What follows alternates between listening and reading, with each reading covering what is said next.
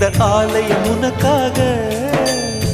வானில் ஒரு புயல் மழை வந்தால் அழகே என்னை எங்கனம் காப்பாய். கண்ணே உன்னை என் கண்ணில் வைத்து இமைகள் எனும் கதவுகள் அடைப்பேன். சத்தியமாகுமா? நான் சத்தியம் செய்யவா?